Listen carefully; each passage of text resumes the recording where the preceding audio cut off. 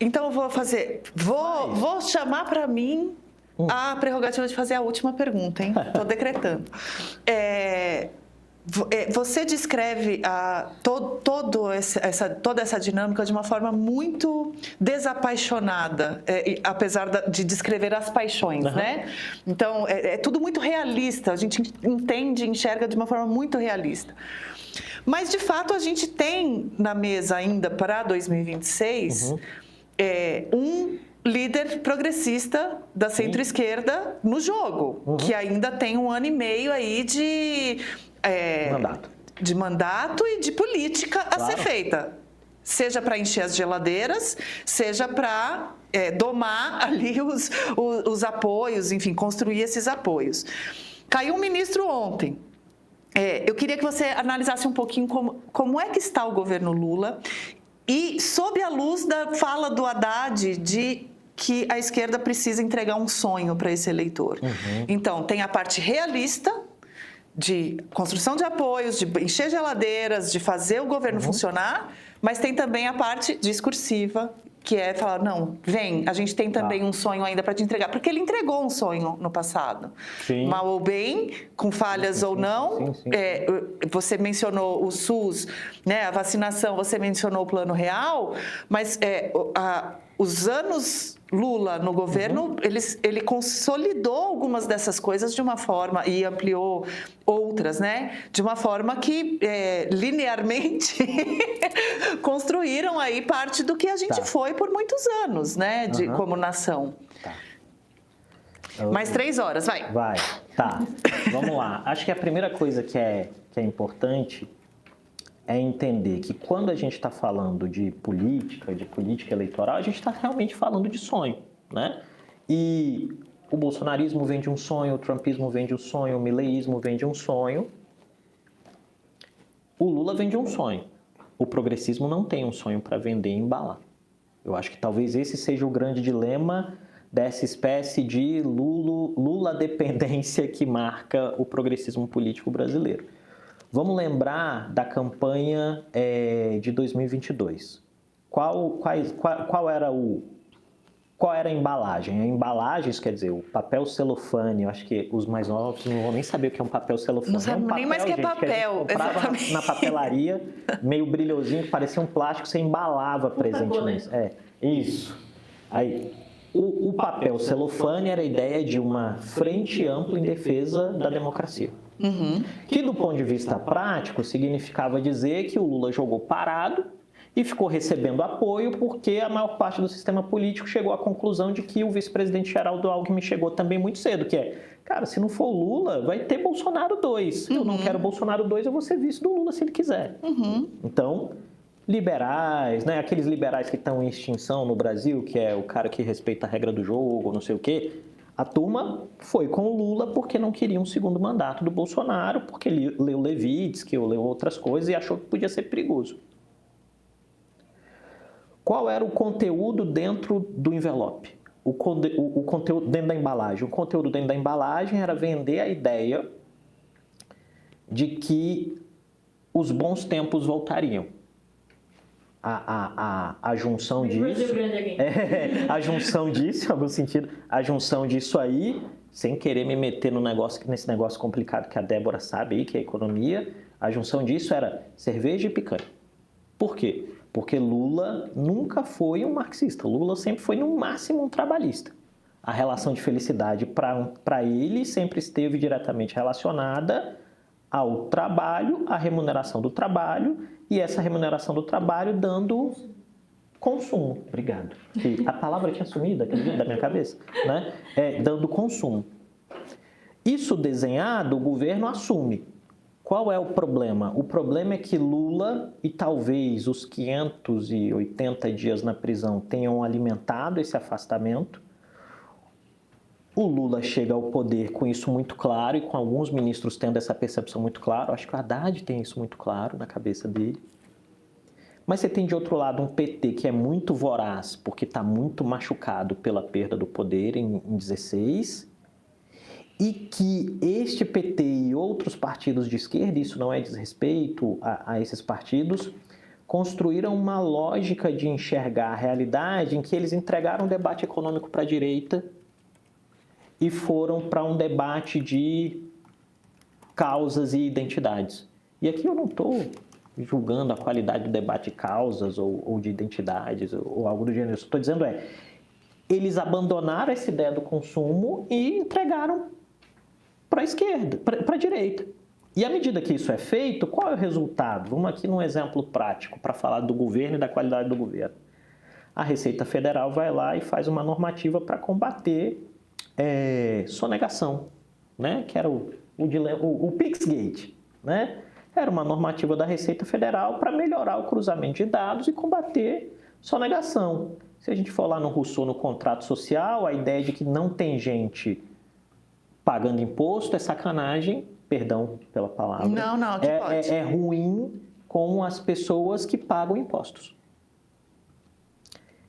Em algum sentido, membros da oposição conseguem alimentar no cidadão comum a percepção de que, olha, o governo não te dá nada e agora quer te sacanear mais com essa ideia de uma nova tributação sobre o Pix.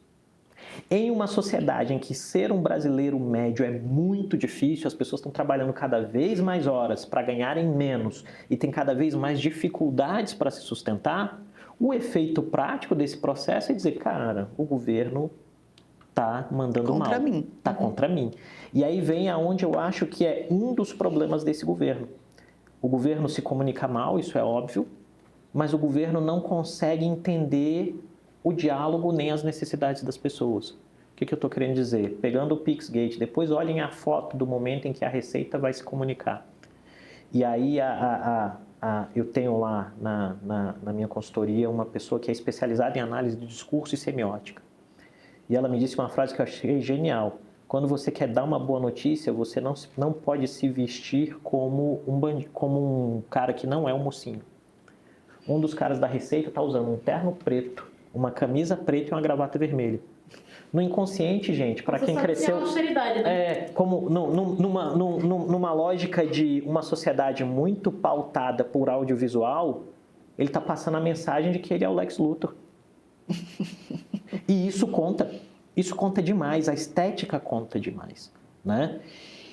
Então é um governo que tem um problema em se comunicar, mas esse problema em se comunicar, para responder diretamente à pergunta, é um problema que se deriva do fato de que o governo perdeu o lastro com as ruas. Isso quer dizer, o governo não consegue mais dialogar com as pessoas. Por quê? Porque o país está mudando muito rápido, né? Se a gente for fazer uma projeção do Brasil em uma década, o Brasil vai ser mais evangélico, possivelmente mais conservador, possivelmente menos apegado a lógicas tradicionais de trabalho, como a CLT, e possivelmente seremos mais tensos do que somos. Porque as instituições estão fracassando. E qualquer que seja o debate ou a construção de sonho que o PT queira fazer ou que o lulismo queira fazer, tem que se partir de um princípio muito honesto de que algo tem errado no caminho.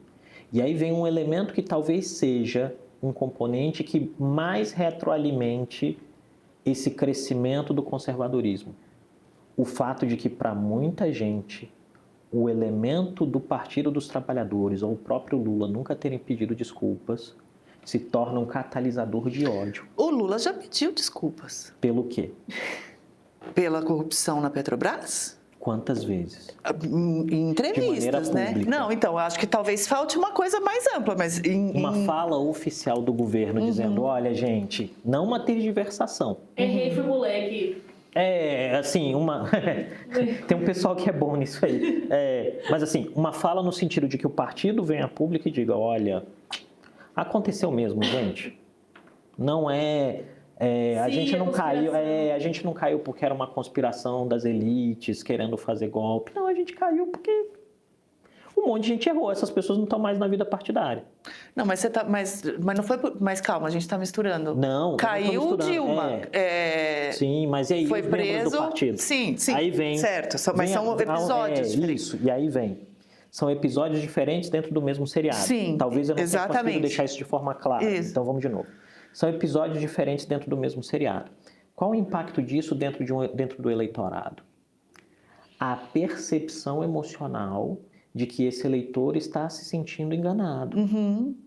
E à medida que ele vai se sentindo enganado, você tem no mercado competitivo eleitoral, de outro lado, atores políticos que, primeiro, não têm vergonha de apontar o dedo para esses erros ou omissões, ou para um pedido de desculpas que não seja robusto o suficiente. E se alimentam das incertezas que estão no horizonte. E essa é uma era de incerteza. E qual é a maior das incertezas?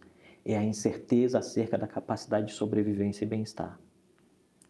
E como você vai conseguir dar um pacote de certeza e de garantia de bem-estar se você está alijado das expectativas das pessoas, né? E aqui vem que talvez seja, em termos de síntese, o principal dilema do governo. O governo governa até aqui em 2025 como se fosse 2005. As mentalidades são as mesmas, as percepções sobre a realidade são as mesmas e, em vários casos, as proposições de políticas públicas são as mesmas. Quer ver? Posso te dar um exemplo. Segurança pública. É um grande dilema da sociedade brasileira. E aí o governo propõe, por exemplo, uma PEC de segurança pública com muito retardo, né? Ou propõe políticas no Ministério da Justiça, por exemplo, que visam a revisão das penas, das sentenças criminais, que é uma demanda importante, porque como a sociedade brasileira abandonou os presídios, isso virou fornecedor de cadastro de reserva para o crime organizado. Só que é o timing. Qual é a prioridade? A prioridade é resolver o problema de quem está na rua, tendo o seu salário furtado, recebendo mensagens. Por exemplo, nós três aqui. Possivelmente, um de nós três recebeu agora de manhã, antes de entrar no ar, uma mensagem de golpe no celular. Eu recebi 2. Essa dificuldade de entender e calibrar o discurso dá uma oportunidade enorme para quem é oposição a esse grupo a fazer um caminho. E aí vem, olhando em termos de prospecção de cenário, o progressismo depende do Lula. E a pergunta a se fazer é, só o Lula vai resolver? Porque se só o Lula resolver, tudo bem, já resolveu várias outras vezes, né? O cara é um fenômeno de ganhar eleições. Mas e se não? Qual é o plano B? Qual é a alternativa? Quais são os elementos que se jogam? Porque continuar na ideia de que o risco é da democracia, de que não sei o quê, isso não vai funcionar de novo. Não funcionou nos Estados Unidos, não funcionou na Argentina, não vai funcionar aqui. Não. Né? Ainda mais com o Bolsonaro eleito, se for preso. Então, assim, e aí vem, em algum sentido, as respostas institucionais, tendo em vista que as instituições têm um componente muito robusto de ineficácia naquilo que é prestação de serviço às pessoas, podem ser interpretados por um número alto de cidadãos como uma mera perseguição a um ator político que, por mais que não tenha uma receita para melhorar a vida, vai estar engajado na ideia de destruir as estruturas que fazem a vida das pessoas piores.